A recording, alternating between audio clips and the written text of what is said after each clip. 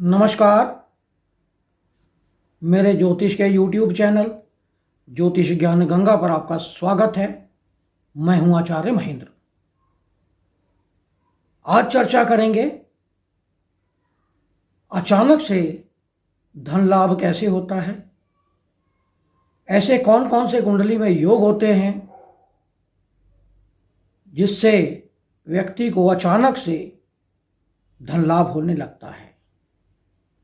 चर्चा शुरू करने से पहले आपसे अनुरोध है कि मेरे YouTube चैनल को आप सब्सक्राइब करें, नोटिफिकेशन बेल को अवश्य दबाएं जिससे आने वाले सभी वीडियो आपको मिलते रहें।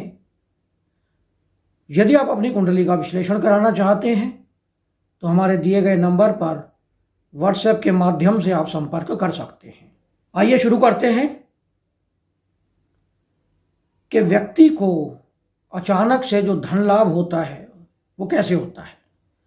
पहले तो बात करें कि कुंडली में जो धन योग है वो कैसे बनता है।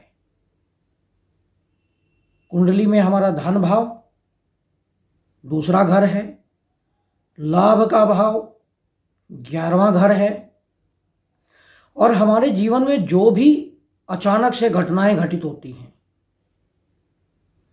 सडनली जो भी इवेंट हमारी लाइफ में होते हैं, उन सभी के लिए या तो राहु केतु जिम्मेदार होते हैं और या हम उसे 8वें घर से देखते हैं। 8वां घर हमारी कुंडली का बहुत महत्वपूर्ण घर है। 11वें घर से 11वां घर है। और दूसरा, कुंडली में कुछ योग जैसे लक्ष्मी नारायण योग हों तो भी व्यक्ति धनी होता है, लेकिन उसे अचानक से धन लाभ पाने के लिए 8वें घर का या राहु केतु का संबंध होना अनिवार्य है। सबसे पहला योग है केंद्र का स्वामी यदि त्रिकोण में हो और उसके साथ राहु या केतु हो, यानी लक्ष्मी नारायण योग में राहु केतु इन्वॉल्व हो, तो उनकी दशा या अंतरदशा में व्यक्ति को अचानक से धन लाभ होने लगता है।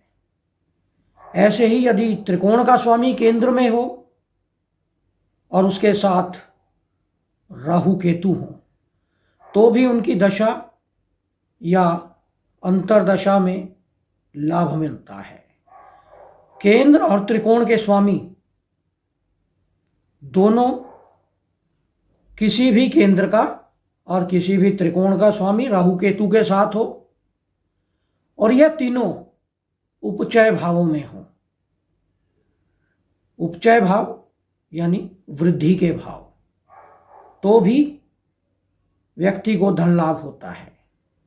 दशाएं हम बार बार रिपीट नहीं करेंगे क्योंकि बार बार रिपीट करने से समय वेस्ट होता है। तो जो भी हम बात कर रहे हैं उसमें दशा और अंतरदशा आप अपने आप जोड़ सकते हैं। यदि लग्नेश केंद्र में हो, यानी पहले घर में, चौथे, 7वें या 10वें घर में, और राहु द्विस्वभाव राशि में हो।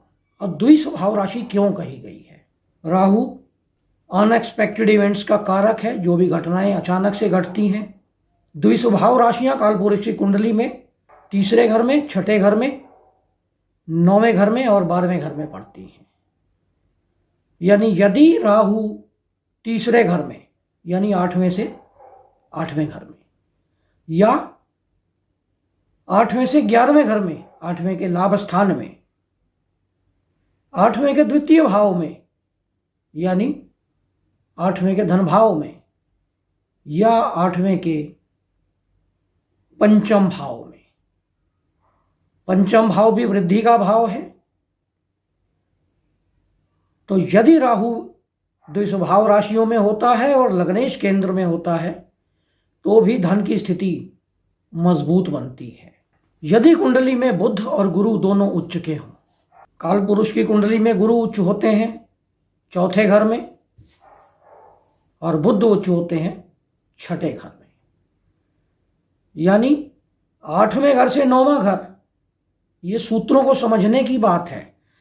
8वां घर जो हमें अचानक से इवेंट देता है, उससे बृहस्पति 9वें घर में उच्च होता है और बुध 11वें घर में उच्च होता है।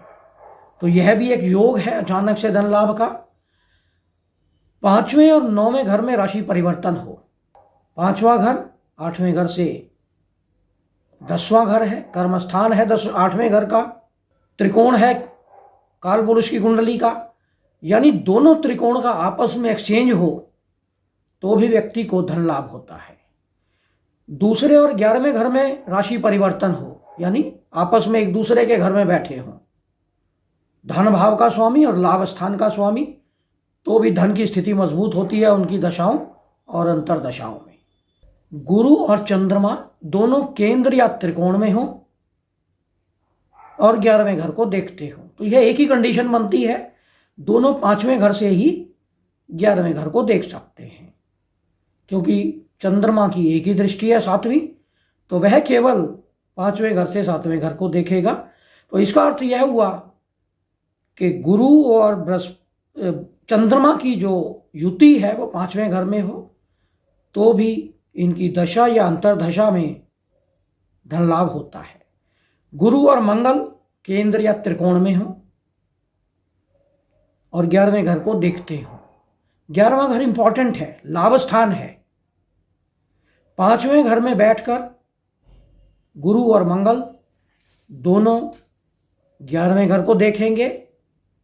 बृहस्पति भाग्य स्थान को देखेगा और मंगल साथ में अचानक होने वाले इवेंट्स के भाव 8वें घर को देखेगा। तो यह एक मजबूत योग है अचानक धन लाभ के लिए। चंद्रमा और मंगल दोनों केंद्र या त्रिकोण में हो और 11वें घर को देखते हो तो भी व्यक्ति को अचानक धन लाभ होता है। और सूर्य और बुध की युति हो, यह क्यों कहा गया है? क्योंकि सूर्य 8वें घर का कर्म भाव है और बुध 8वें घर का